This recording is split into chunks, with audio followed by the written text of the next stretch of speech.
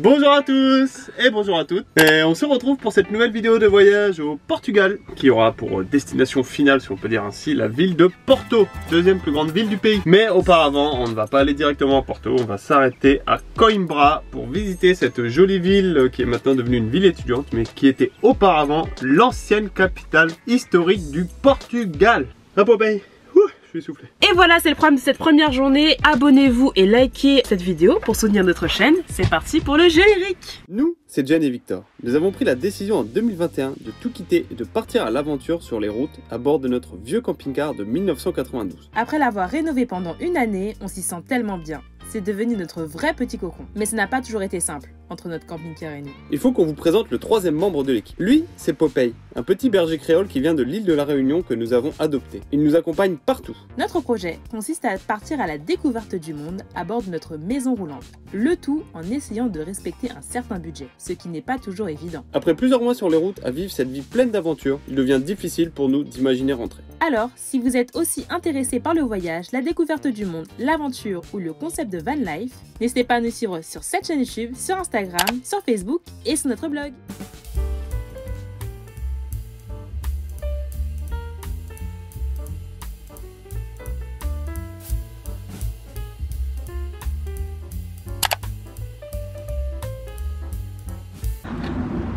Salut. Je suis pas du tout prête. Ouais, non, mais pas. Allez-y, hein. Bon, on se rejoint. Nous sommes toujours accompagnés de Sophie, avec qui nous voyageons à travers le Portugal. On va peut-être tout à l'heure alors. C'est donc à deux que nous allons arpenter les rues de Coimbra. Notre processus est de repérer des points d'intérêt au préalable sur la ville via l'application Google Maps et de nous y rendre au fur et à mesure. Je me trouve juste à l'entrée du parc d'attractions Portugal dos Pequenitos. Il s'agit tout simplement d'un parc d'attractions qui représente les plus grands monuments du Portugal comme la tour de Belém, le monastère des Jéronimios qu'on a pu voir à Lisbonne, et donc tout ça en format miniature pour que les enfants puissent s'imprégner de la culture portugaise. Il est dit que n'importe quel enfant portugais est forcément passé par ce parc d'attractions une fois dans sa vie. Coimbra est une ville très significative au Portugal puisque jusque 1255, c'était la capitale du Portugal. Et d'ailleurs, c'est la première capitale du Portugal puisqu'avant, le Portugal, le pays était rattaché au royaume d'Espagne. Aujourd'hui, Coimbra est toujours très importante puisque c'est la première ville étudiante du pays. Il y a 25 000 étudiants qui font leurs études ici. Et d'ailleurs, l'université de Coimbra est l'une des plus anciennes d'Europe. On traverse actuellement le pont de Santa Clara qui va nous permettre de relier l'autre côté de la ville de Coimbra dans laquelle se trouve l'université et le centre historique.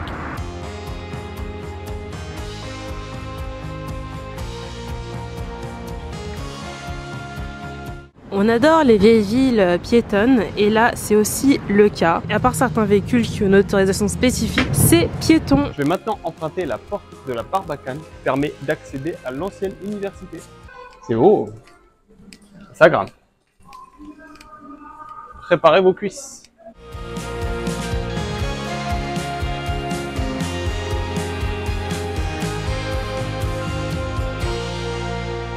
Il n'y a pas que l'université à voir quand on prend de la hauteur sur la vieille ville de Coimbra. Il y a notamment une cathédrale romane qui date du XIIe siècle.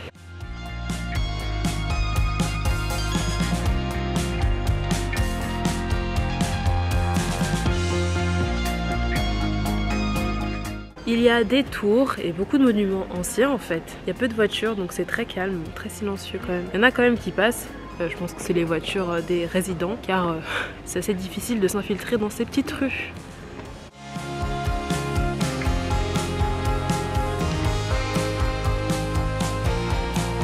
Derrière nous, c'est la nouvelle cathédrale de Coimbra.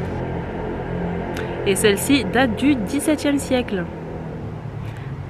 Ça se voit quand même que c'est pas la même chose que la précédente. On nous dit bienvenue là devant. J'espère que c'est bienvenue parce que c'est gratuit.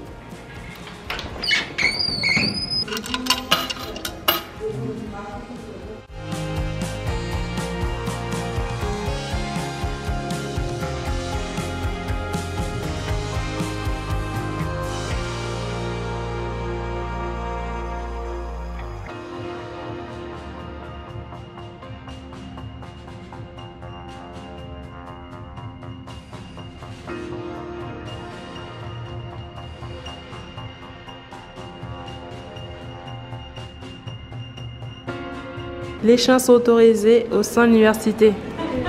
On va l'étudier. Oh waouh, quelle belle place.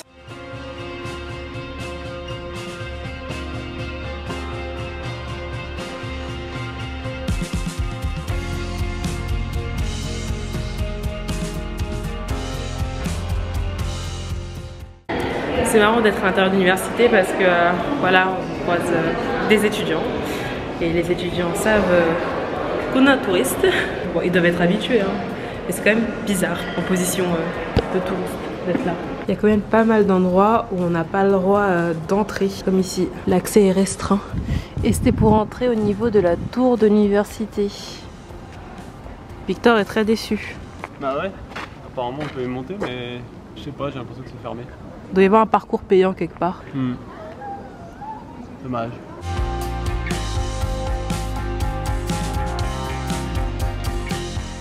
La ville de Coimbra n'est pas seulement une ville universitaire et l'ancienne capitale du Portugal, c'est aussi la ville qui est citée dans la fable de la reine Elisabeth et des roses. Alors qu'est-ce que c'est que cette fable, vous allez me dire? Pendant la famine de 1293, la reine Elisabeth, l'épouse du roi Denis Ier, aussi appelé le roi laboureur, on vous en avait déjà parlé dans la vidéo précédente parce que c'était lui qui était à l'origine de la construction du château dans la ville d'Óbidos. Et donc la reine Elisabeth, pendant la famine, tout simplement ce qu'elle faisait, c'est qu'elle volait du pain dans les cuisines du château pour aller les redistribuer aux personnes pauvres qui n'avaient pas de quoi se nourrir dans la ville. Et une fois, elle s'est fait surprendre par son mari et au moment donc d'ouvrir son tablier, plutôt que de sortir du pain, elle l'a transformé en rose et c'est pour ça que ça s'appelle donc la fable de Elisabeth et des roses. Vous savez pas? Personne ne savait.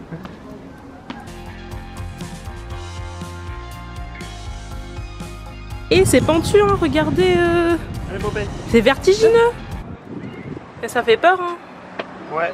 Ça m'angoisse. Décidément, le Portugal. Sacré marque, hein. Mais. Ah ouais, en plus, elles sont hautes.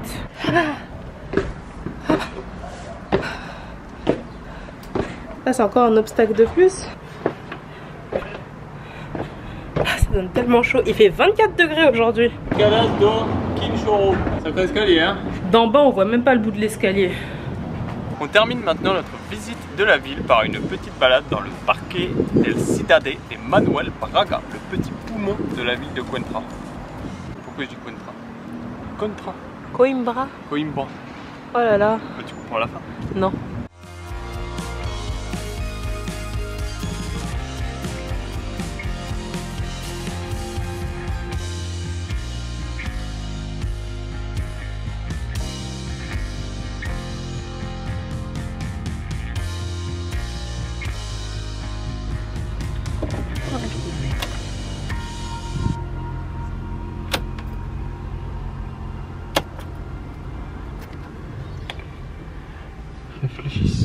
Réfléchissons. Tu veux pas le faire? On a chanté le Neyman parce qu'on démarre plus. C'est une expérience inédite. Sophie va démarrer. Ça y est, ça s'éteint. Vas-y Victor. Attends. Ah, t'as des doutes? T'as des doutes? Victor a peur. On a tous peur. Donc en fait là c'est la connectique du démarreur. Ça fonctionne pas à ce niveau là. On a testé avec le multimètre. Vous voulez chanter, mettre directement la commande du Neyman sur le plus de la batterie. Vas-y, recommence Sophie. Au pire il se passe quoi?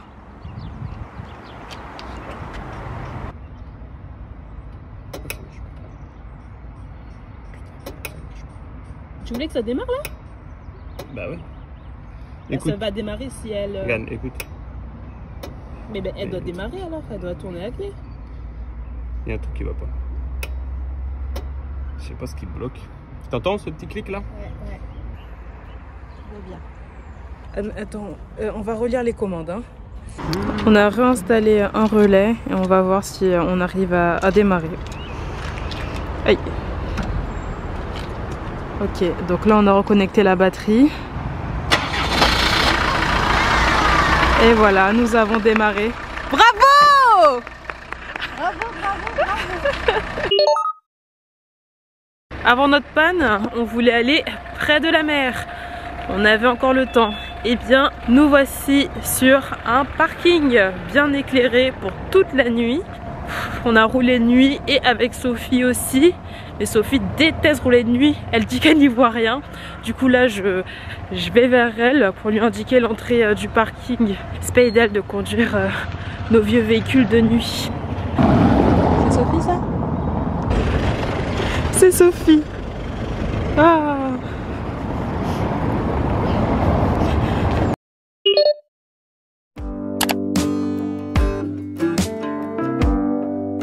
Aujourd'hui, on a un énorme programme qui n'est pas des plus réjouissants parce que c'est beaucoup de petites corvées qu'on a à faire. Je vais vous expliquer tout ça. Donc tout d'abord, on va rouler un petit peu pour se rendre dans une grande zone commerciale où il y a plusieurs magasins qui nous intéressent. Il faut déjà qu'on aille faire des courses classiques. Ensuite, il faut qu'on aille dans un magasin automobile pour acheter des câbles de démarrage de batterie parce qu'on en a pas et c'est pas bien du tout de pas en avoir. On a vu que ça aurait pu nous servir quand on est tombé en panne la semaine dernière. On va également acheter un relais parce que pour en avoir un de rechange vu qu'on a installé notre relais pour notre démarreur. On va essayer de trouver des câbles souples, même si je doute qu'on en trouve malheureusement. Et on va essayer aussi de trouver des cosses, voilà, des cosses d'assez grande taille, des rondes et des femelles, donc comme ça, un peu en forme de U, parce que voilà, on en a plus du tout, on a tout utilisé pour les dernières installations qu'on a faites dernièrement et c'est toujours très important d'en avoir dans son camping-car. On va aussi essayer d'aller faire une lessive, voilà, hein, c'est déjà pas mal, donc on va faire tout ça et après, une fois qu'on aura fait ça, je réinstallerai correctement et plus proprement le relais de manière définitive et je vous expliquerai un peu comment on fait pour l'installer. Vous verrez que c'est vraiment pas compliqué du tout. Voilà le programme de la journée. Dites-nous en commentaire si vous pensez qu'on va réussir à tenir ce programme. Écrivez, likez cette vidéo et abonnez-vous à notre chaîne pour nous soutenir.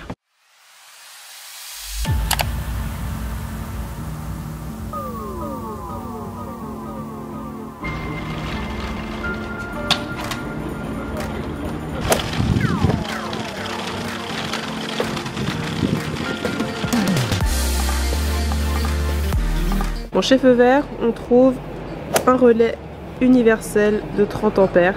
Ça pourra toujours nous servir. Il y a un bazar chinois sur la galerie marchande où on est. Ça faisait très longtemps qu'on n'y était pas allé. Bien, on y va, hein, gaiement. Là, il faut faire attention, ne pas céder à la tentation. C'est énorme. T'as même des déguisements de carnaval à l'étage supérieur, des vêtements et tout. Et là-bas, il y a tout un rayon là, décoration. Pour la maison. Il y a trop de trucs à regarder, on n'arrive pas à se concentrer, on regarde tous les rayons.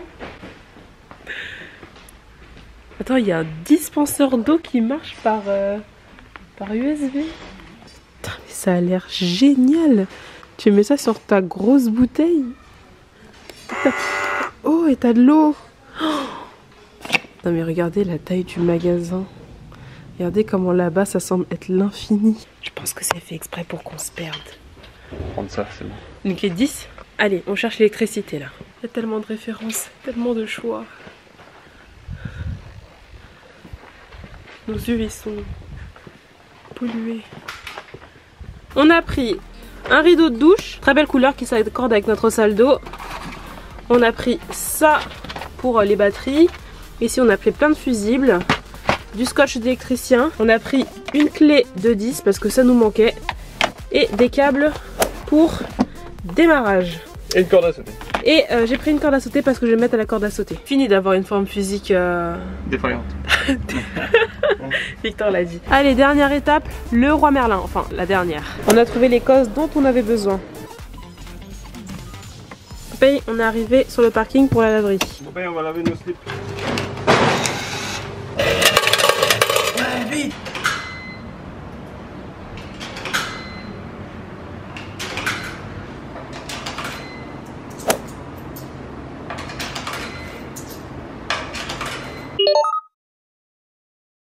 Ça va, Popeye?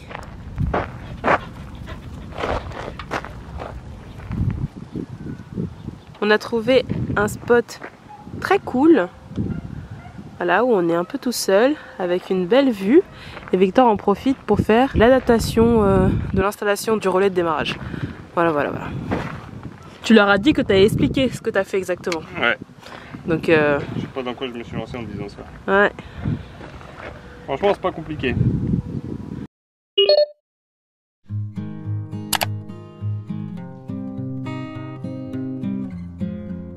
Alors on va prendre la route en direction de Rio Tinto, un quartier à l'est de Porto, pour bien se rapprocher de la ville, et c'est un endroit en fait où on va pouvoir prendre les transports pour rejoindre le centre-ville. Je vous montrerai une fois qu'on sera sur place les réparations que j'ai terminé de faire hier au niveau du relais de démarrage, comme promis.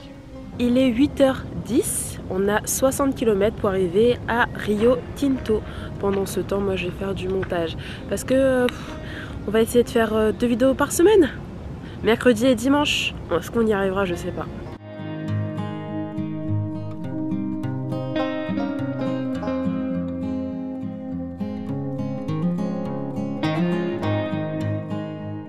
Nous sommes arrivés à bon port sur un parking Park and Ride P+R. En fait, c'est là où tu peux te garer. Hein. Vous voyez, c'est un parking qui est gratuit. Et juste à côté, il y a le tram. Comme ça désengorge le centre-ville. Ouais, t'as vu, il y a un beau J5.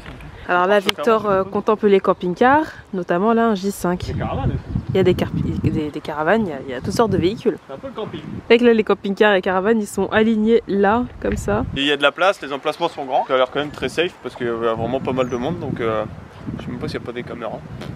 Pour ceux qui veulent visiter Porto, c'est vraiment une très belle alternative de venir se poser sur ce parking. Donc il est disponible sur l'application Park4Night, évidemment en haut à droite de la ville de Porto, au niveau du quartier de Rio Tinto. Voilà, c'est le P qui est juste en dessous de l'aire de service verte gratuite. Nous allons prendre le tram à l'arrêt Fanzeres, le terminus de la ligne. Nous en avons eu pour environ 2 € pour acheter des tickets. C'était très facile de savoir comment faire car il y avait le français en choix de langue.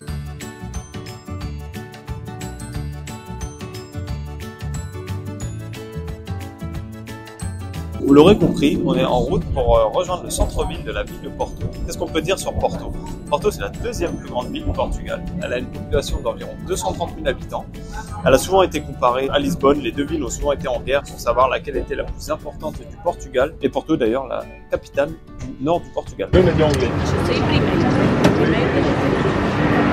Allez. Ah, c'était plus facile qu'à Lisbonne, hein? Ah, légèrement, hein. Trop facile.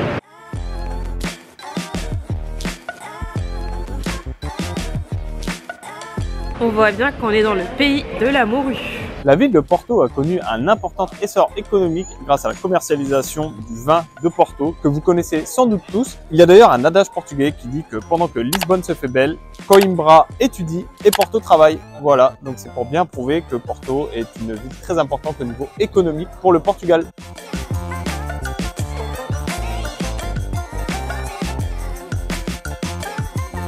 Nous descendons la rue Santa Catarina. C'est une rue piétonne où il y a de nombreux artistes qui se produisent. On a notamment vu au tout début de la rue l'église Santa Catarina, enfin la chapelle Santa Catarina. Et voici qu'on entend déjà des musiques. Il faut mettre un tips. Regardez ce qu'on a. Il y a même Popeye avec nous. On apprécie beaucoup l'ambiance qui règne au sein de la ville et déjà au sein de cette rue, qui a un très joli nom, je tiens à le dire, parce que ma mère s'appelle Catherine. Donc une rue qui s'appelle Sainte-Catherine, ça ne pouvait être qu'une jolie rue. Voilà, bisous maman.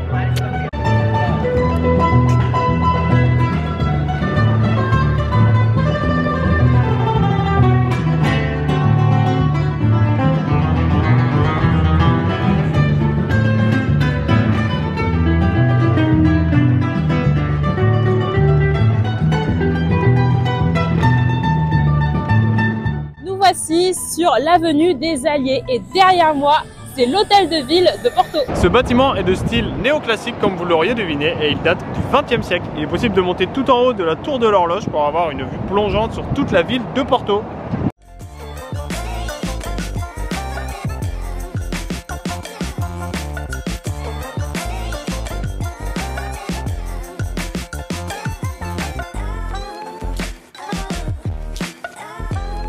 Nous voici maintenant dans le hall de la gare de Porto Sao Bento. Cette gare du 19e siècle est très connue pour avoir sur tous les murs des magnifiques mosaïques, comme vous pouvez le voir tout autour de moi.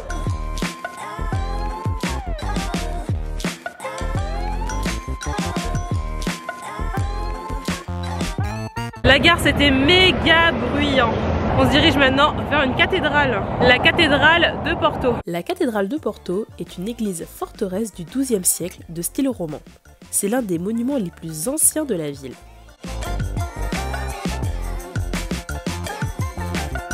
On va maintenant descendre pour se rapprocher d'un des fameux ponts de Porto. Et pour descendre, on est beaucoup descendu. À l'instar de Lisbonne, Porto est construit sur des collines. Après avoir arpenté quelques ruelles sombres, nous atterrissons au bord du Douro. La ville de Porto, comme la plupart des grandes villes, a été construite au bord d'un fleuve. Il s'agit ici du fleuve Douro. Porto compte 6 ponts qui enjambent ce fleuve pour pouvoir passer de l'autre côté de la ville. Le pont le plus connu est celui qui se trouve juste derrière moi, donc c'est un pont de style industriel qui a été réalisé par un des collaborateurs de Gustave Eiffel. Au loin, de l'autre côté du fleuve, on observe le téléphérique de Gaïa. Plus qu'un équipement à des fins touristiques, c'est aussi un moyen de transport durable.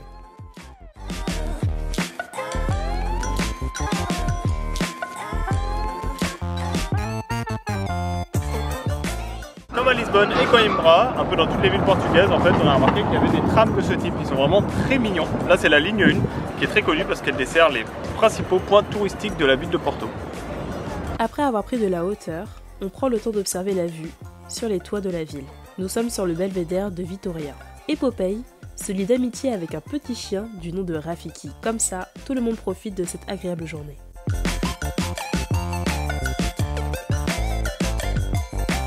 Après quelques instants de marche, nous voici maintenant devant la Torre de Clergicos, la tour du clergé, des clergés. C'est le point le plus haut de tout le Portugal. C'est pas vrai du tout. T'es grave un menteur. Vérifiez ce qu'il dit, hein, parce que...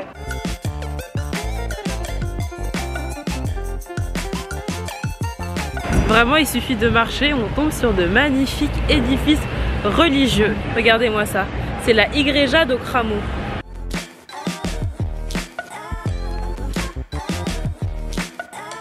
Allez, c'est l'heure pour nous de rentrer au camping-car. Donc aussi facilement qu'à l'aller, hein. On va prendre notre petite tram et 20 minutes et hop, on sera à la maison. Sur la route vers notre spot pour la nuit, on s'arrête faire nos services et encore une fois, c'est sur un parking d'Intermarché. Qu'est-ce que tu fais? Je parle. C'est vrai qu'au Portugal, il y a beaucoup d'Intermarchés avec des aires de service prévues pour les camping-cars, donc c'est cool. Et puis c'est là-bas surtout qu'on trouve le carburant le moins cher en ce moment. Parce qu'il est quand même assez cher au Portugal, il est aux alentours de 1,55 €. C'est pas cher, Victor, pour la France. Non, c'est pas cher, mais par rapport à l'Espagne, c'est un peu cher.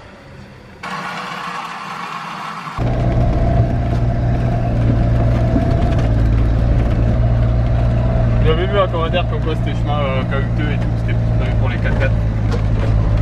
Ah ouais, les derniers mètres là Ouais, après les 4x4, c'est pas exagéré.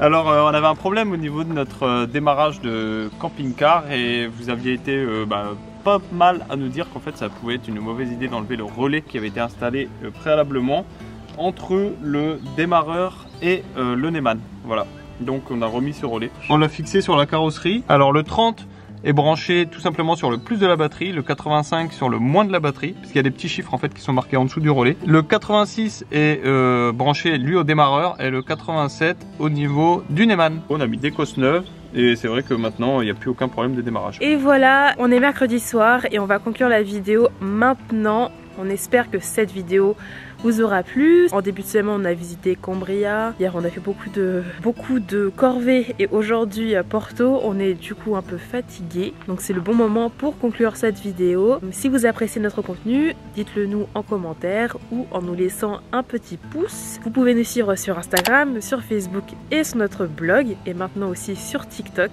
On se voit normalement mercredi pour une nouvelle vidéo. Salut!